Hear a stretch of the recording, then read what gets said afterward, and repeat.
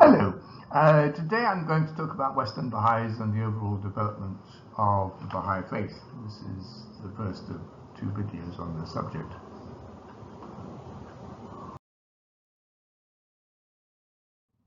This comes from an old essay I wrote, published in 2004, The Baha'i Faith in the West. Western Baha'is constitute only a minority within the wider Baha'i world. The Baha'i Faith is a global religion, and the Western Baha'is are only one element in the worldwide population of believers. As a proportion of the whole, the number of Western Baha'is has always been comparatively limited.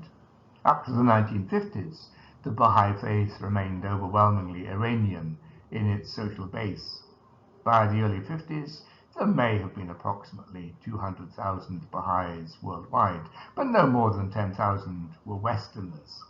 The rest were almost all Iranians, including a significant proportion of the Baha'is in the Arab and Indian communities. The number of Baha'is from the global south, outside the Islamic heartland, was negligible. This picture changed dramatically when large numbers of Baha'i converts began to be gained in various parts of the non-Islamic Third World from the late 1950s onwards. By the way, if you want to check on the sources for these various statistics, you'll have to look at the original article I published. Even after the beginnings of large-scale expansion in the West from the late 1960s, the number of Western Baha'is remained comparatively small. By 1968, there may have been as many as 1.2 million Baha'is worldwide.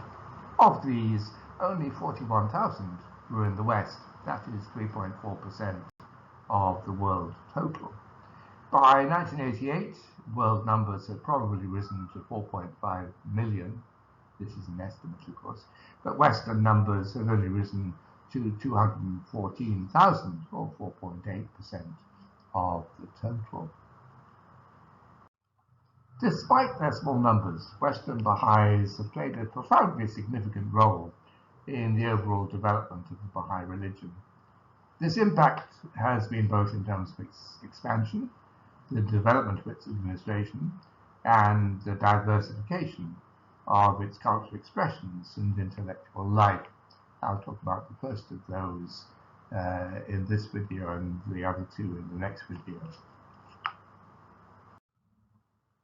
The importance of the role of Western Baha'is in Baha'i expansion dates from the very first establishment of Baha'i groups in the West in the 1890s.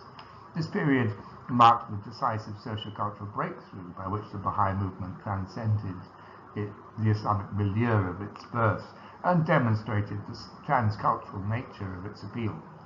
Earlier converts outside the Iranian milieu or its cultural outliers in Central and Asia had been very few. The conversion of Westerners also brought important new resources to the development of the religion. Unlike their Middle Eastern co-religionists, the new Western Baha'is enjoyed religious freedom. They were largely unconstrained by opposition or persecution. They were also comparatively well-educated and affluent, and more subtly, were members of the dominant high-status culture of most of the world. Not only were they able to undertake the task of propagating the Baha'i faith within their own societies, but they were also able to contribute significantly to the expansion of the religion into new geographical areas. The geographical mobility of some of the Western Baha'is was a major factor in the religion's further diffusion. By the 1920s, North American Baha'is had already attempted to establish Baha'i groups in Japan, South Africa, and various parts of Latin America. With the later adoption of systematic planning goals, these efforts were intensified. Thus, during the first and second American 7-year plans, from 1937 to 44, 1946 to 53, a network of American Baha'i pioneers was established throughout much of Latin America and the Caribbean.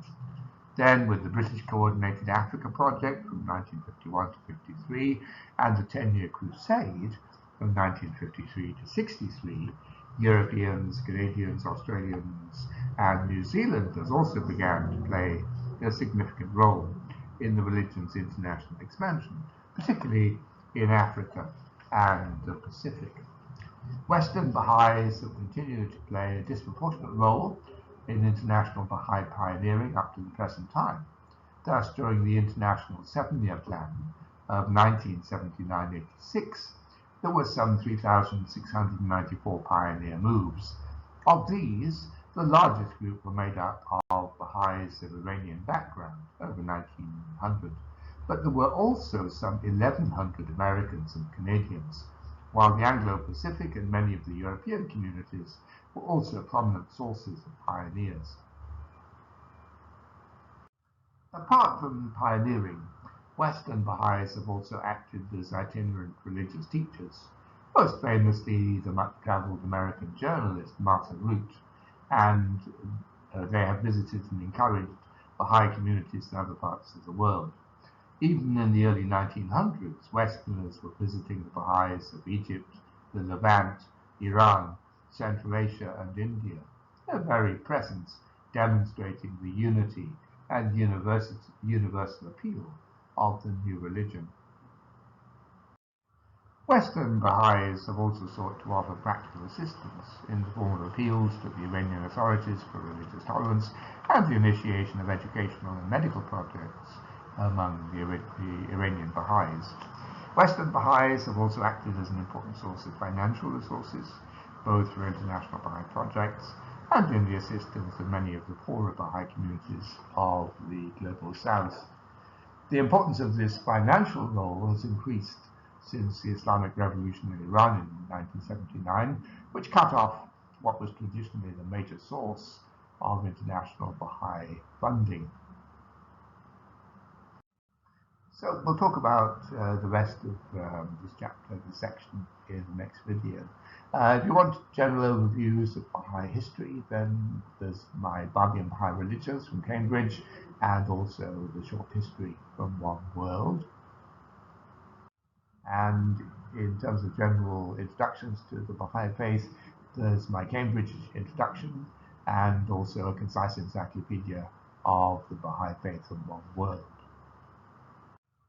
So thank you for listening, and particular thanks to my patrons for their kind support and encouragement, without which I wouldn't be able to make these videos. If you want to support my channel, you're very welcome to do so. It really does help. Please do like, comment, and share on the videos. Subscribe if you want to be notified of future videos, and I'll give Patreon and, for the moment, PayPal links below if you want to provide practical support. Next week, we'll finish off the section on Western Baha'i contribution to the overall development of the Baha'i Faith. Have a good day.